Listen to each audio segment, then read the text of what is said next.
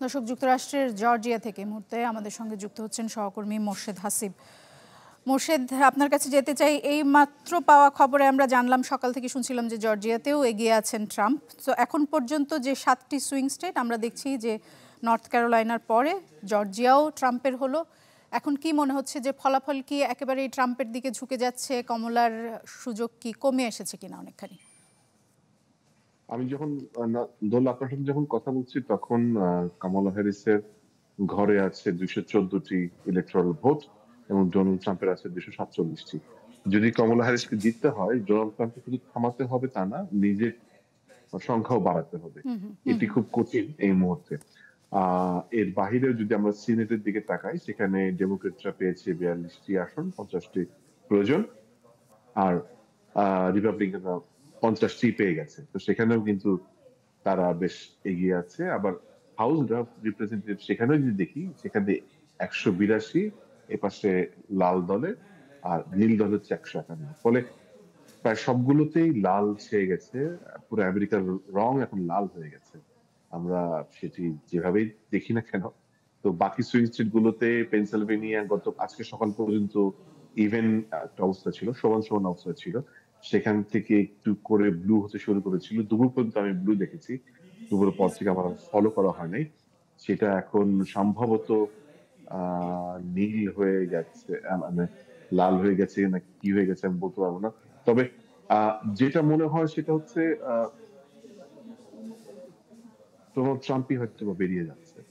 তবে আনুষ্ঠানিক ফলাফল যেহেতু সুইং স্টেটের ফলাফলই আসলে খুব গুরুত্ব রাখে, সেজন্য গতকালের কথা যদি আমরা বলি, নিউ ইয়র্ক টাইমস কিন্তু আগেই বলেছিল যে মোটামুটি মিশিগান ছাড়া এবং উইসকনসিন ছাড়া বাকি সবগুলোতে ট্রাম্প কিছুটা হলেও এগিয়েছিলেন কামালার চেয়ে।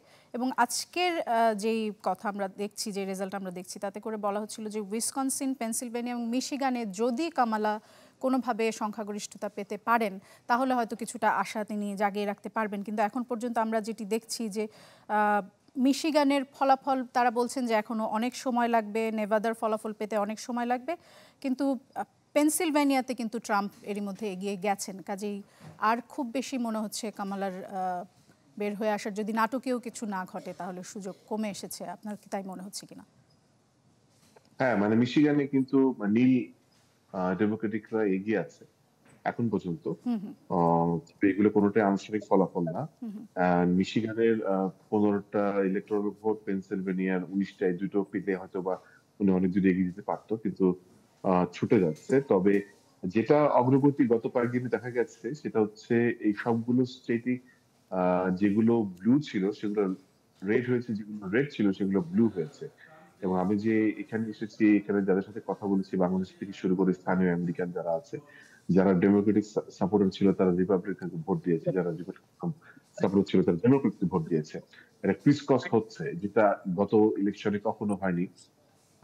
কিংবা আগে থেকে যারা ইলেকশন দেখেছেন তারা আরো ভালো বলতে পারবেন। তো এখন আসলে মানে যদি কামালা হ্যারিসকে জিততে হয়, তাহলে আসলে শুধু জিততে হলে নিজেকে বেশি ইলেকট্রাল ভোট জোগাড় করতে হবে তাই না, ডোনাল্ড ট্রাম্পকে আটকে দিতে হবে, মানে তার দল যেন ইলেকট্রাল ভোট না পায়। সেইটা মনে হয় না খুব সহজ হবে। এবং কিছুক্ষণ আগে আমরা দেখছিলাম যে আজকে রাত্রে তার হাওয়ার্ড ইউনিভার্সিটি একটা অ্যাড্রেস করার কথা ছিল। তার দলের যে কো ক্যাম্পেইনার সে এসে অ্যাড্রেস করলো যে উনি আজকে অ্যাড্রেস করবেন না, কালকে সকালে কিংবা আগের থেকে জানানো হবে যে আদৌ করবেন কিনা। তেমন অবস্থায় বোঝা যাচ্ছে যে দলটির মনোভাব কি অবস্থা।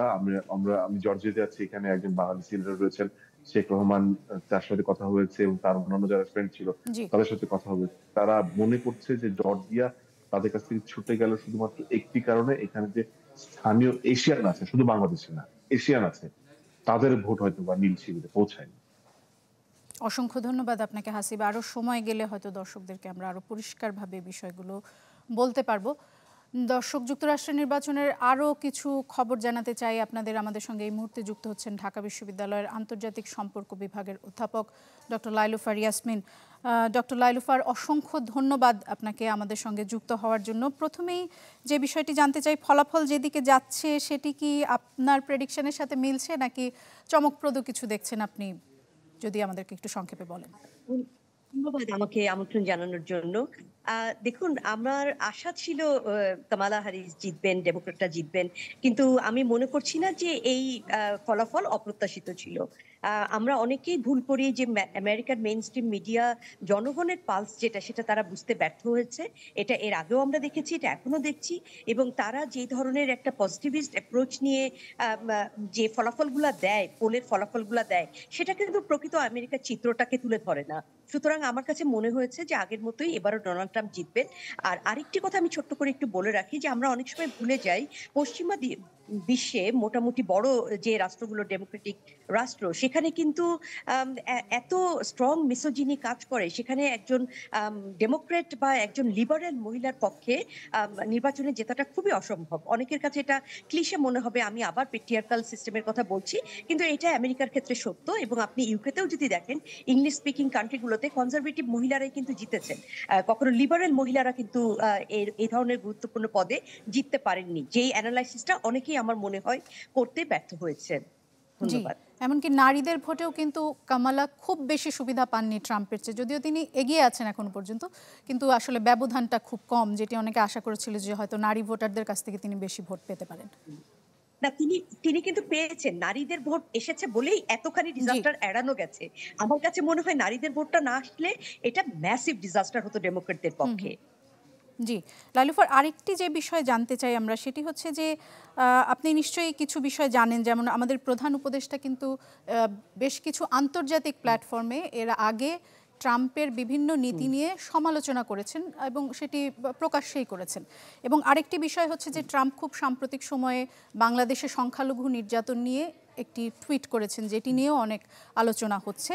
তো এই বিষয়গুলো নিয়ে আপনার কাছে যদি জানতে চাই, সব মিলিয়ে বাংলাদেশ, ভারত এবং যুক্তরাষ্ট্রের যে ত্রিমুখী একটি জটিল সম্পর্ক, যেটি গত নির্বাচনের আগেও বেশ গুরুত্বপূর্ণ ভূমিকা রেখেছে, সেটি আসলে এখন কোন দিকে যাবে যদি ট্রাম্প নির্বাচিত হন?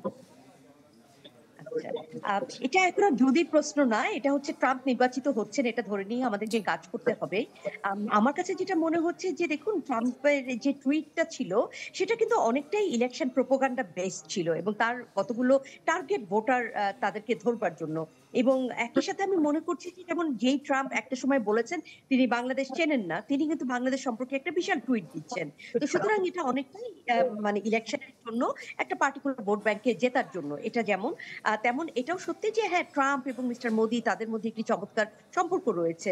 কিন্তু একই সাথে আমি বলবো যে বাংলাদেশের ভূরাজনৈতিক গুরুত্ব, যেটা ধরুন আমি নিজে 2019-20 থেকে লিখছি এবং অনেকেই মনে করছে যে না, এটা টু আর্লি টু সে যে বাংলাদেশের ভূরাজনৈতিক গুরুত্ব আছে। এবং আমি এখনো মনে করছি যে বাংলাদেশের ক্ষেত্রে ট্রাম্প যে সবসময়ই বা যে আপকামিং গভর্নমেন্ট সেটা যে শুধুমাত্র ভারতের উপরে নির্ভর করবে সেটা কিন্তু হবে না।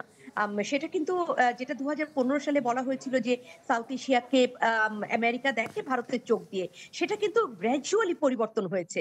এবং এটা পরিবর্তন না হলে আমেরিকার যে ওয়াইডার স্ট্র্যাটেজিক পলিসি, সেই পলিসিটা ধাক্কা খাবে। এটা কিন্তু তারা আস্তে আস্তে বুঝতে পারছে। সুতরাং আমার কিছুটা হলেও আশা আছে যে বাংলাদেশকে আমেরিকা বাংলাদেশের চোখ দিয়েই দেখবে, তৃতীয় কোনো দেশের চোখ দিয়ে দেখবে না, কিন্তু তাদের একটা ইনফ্লুয়েন্স করবার প্রবণতা থাকবে।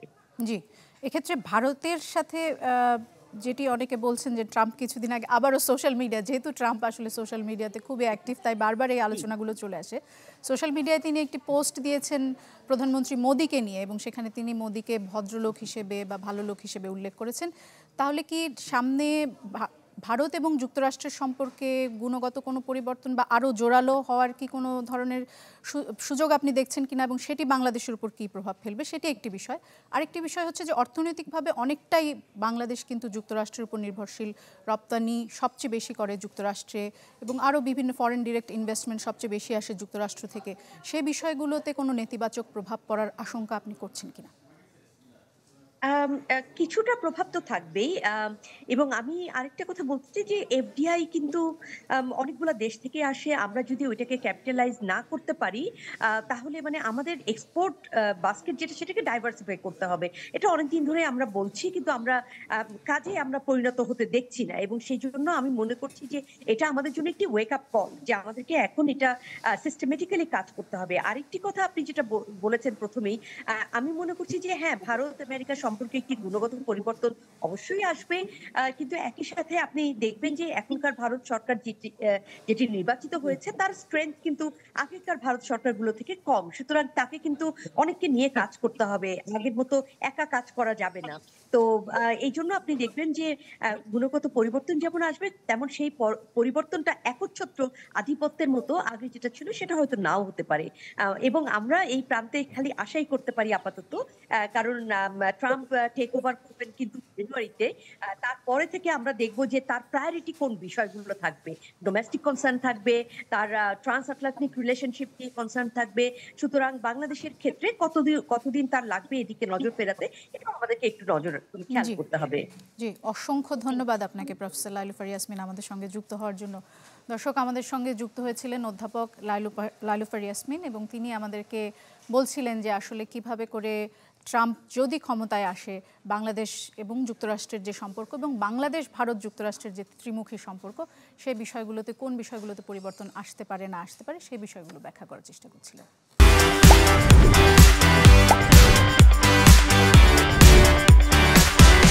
দর্শক, আবারও সরাসরি যুক্তরাষ্ট্রের নির্বাচনের সবশেষ খবর আপনাদের জানাতে চাই। নিউ ইয়র্ক থেকে আমাদের সঙ্গে যুক্ত হয়েছেন সহকর্মী শিহাবুদ্দিন কিসলু। অসংখ্য ধন্যবাদ আপনাকে আমাদের সঙ্গে যুক্ত হওয়ার জন্য, অনেক দীর্ঘ সময় ধরে, এবং সেখানে এখন রাত, তারপরও আপনি আমাদের সঙ্গে আছেন, অসংখ্য ধন্যবাদ। আপনার কাছে যেটি জানতে চাই, নিউ ইয়র্ক টাইমস বলছে যে এখন পর্যন্ত ফলাফল যেদিকে যাচ্ছে তাতে করে ট্রাম্প খুব সম্ভবত ৩০১টি ইলেকটোরাল আসন পেতে যাচ্ছেন, যেখানে তার দরকার ছিল ২৭০টি সরকার গঠনের জন্য। আপনার কি মনে হচ্ছে সেদিকেই ফলাফল যাচ্ছে কিনা, এবং এই যে ফলাফলে কামালার প্রত্যাশার চেয়ে কিছুটা খারাপ ফলাফল করেছেন বলে আপনার মনে হচ্ছে কিনা? যদি তাই হয়ে থাকে সেটির কারণ কি, প্রধান কারণগুলো যদি আমাদের বলেন। দেখুন, যে বিষয়টি প্রথমে বলে রেখে নিউ ইয়র্ক টাইমসের, যেটা আমিও লক্ষ্য করছি, বেশ এরা রিয়েল টাইম পোলিং ডাটার উপর ভেদ করে বলছে। সর্বশেষ আপনি যেটা বলছেন ৩০১, আসলে আমি দেখেছি ৩০৬, এবং কামালার ব্যাপারটা চলে গেছে ২৩২-এ। কিন্তু পাশাপাশি যেটা 538 অত্যন্ত নির্ভরযোগ্য একটি জরিপ, নির্বাচনী জরিপ প্রতিষ্ঠান, যেটি পরবর্তীতে অবশ্য এবিসির সঙ্গে সংযুক্ত হয়েছে, সেটি অবশ্য বলছে ২৬৮ হচ্ছে ট্রাম্প এবং ২৭০ হচ্ছে কামালা। কিন্তু বাস্তবতা যেটা দেখাচ্ছে, নিউ ইয়র্ক টাইমস তো রিয়েল টাইম পোলিং ডাটা নিয়ে কাজ করছে। তো এরকম জায়গা থেকে যদি আমরা একটা মাঝামাঝি জায়গায় আসি, তাহলে একটা জায়গায় বলা যায় যে যদি ডোনাল্ড ট্রাম্প বিজয়ী হন তাহলে তিনি ল্যান্ডস্লাইড ভিক্টরি নিয়ে বিজয়ী হবেন, এবং যদি কামালা হ্যারিস বিজয়ী হন তাহলে সেটা সম্ভাবনা এখন দেখা যাচ্ছে কিনো, তারপরও তিনি এরকম খুব নমিনাল মার্জিনেই যাবেন। যে বিষয়টি এখানে দেখা দরকার যে নর্থ ক্যারোলিনা কিন্তু এটা ডেমোক্রেটিক স্টেট, সেখানে কিন্তু ট্রাম্প বিজয়ী হয়েছেন। সুতরাং এই যে বিষয়টি, এটা গুরুত্বের সঙ্গে বিবেচনা করছি যে ট্রেনটা কিন্তু ওদিকে যাচ্ছে। আর দ্বিতীয় বলছি যে কারণটা, সে কারণটা হচ্ছে যে আমি ইলেকশনের দিন থেকে বলে আসছি যে কয়েকটা বিষয় এখানে মুখ্য। একটি হচ্ছে যে এখানে যে কমান্ডার ইন চিফ একটি শব্দ আছে, যেটি এই যুক্তরাষ্ট্রের মার্কিন নির্বাচনের রাজনীতিতে অত্যন্ত গুরুত্বপূর্ণ। তারা একটা নারীকে প্রথম দেখতে চায় কিনা, এবং তারপরেও তিনি একজন এশীয় বংশোদ্ভূত মিশ্র বর্ণের নারী, সেই একটি জায়গা থেকে রয়েছে। দ্বিতীয় কথা হচ্ছে যে এই বাইডেন প্রশাসন এবং হ্যারিস প্রশাসনের যে ব্যর্থতা গত 4 বছরে, তার কিন্তু একটা প্রভাব পড়ছে। বিশেষ করে বাইডেন প্রশাসনের যে নেতিবাচক যে ভোটগুলো, ডেমোক্রেট যে ভোটগুলো, তারা কিন্তু ডেমোক্রেট থেকে সরে এসে তারা কিন্তু এক ধরনের প্রতিবাদ করে তারা গ্রিন পার্টিতে, যারা একেবারে কোথাও রিপাবলিকানকে পছন্দ করেন না ট্রাম্পকে ব্যক্তিগতভাবে, তারা কিন্তু গ্রিন পার্টিকে ভোট দিয়েছেন, এবং যারা বেড়েছেন তারা ট্রাম্পকে ভোট দিয়েছে প্রতিবাদ শুরু। এই বিষয়টি একটি গুরুত্বপূর্ণ বিষয় এই জায়গায় কাজ করেছে। এছাড়া যেটি হচ্ছে যে ডোনাল্ড ট্রাম্প যে বিষয়গুলো নিয়ে কাজ করেছে, অর্থনৈতিকভাবে ট্রাম্পের অবস্থা একটা অবস্থা ছিল, কিন্তু বিশেষ করে অভিবাসন বিষয়ে এটা অত্যন্ত ভাবে বিক্ষুব্ধ। ইভেন অভিবাসীরাও বিক্ষুব্ধ যে এখানে যারা অবৈধ অধিবাসী ইতিমধ্যেই আছে 11 মিলিয়ন, তাদের কোনো ব্যবস্থা না করে এই প্রশাসন বাইরের থেকে আবারও লোক আছে, যার কারণে আমাদের উপরে সেই বিষয়টি একটি গুরুত্বপূর্ণ ভূমিকা রেখেছে আপনার মনে হচ্ছে। অসংখ্য ধন্যবাদ আপনাকে কিসলু আমাদের সঙ্গে যুক্ত হওয়ার জন্য। দর্শক, শিহাবুদ্দিন কিসলু তিনি আমাদের সঙ্গে নিউ ইয়র্ক থেকে যুক্ত হয়েছিলেন।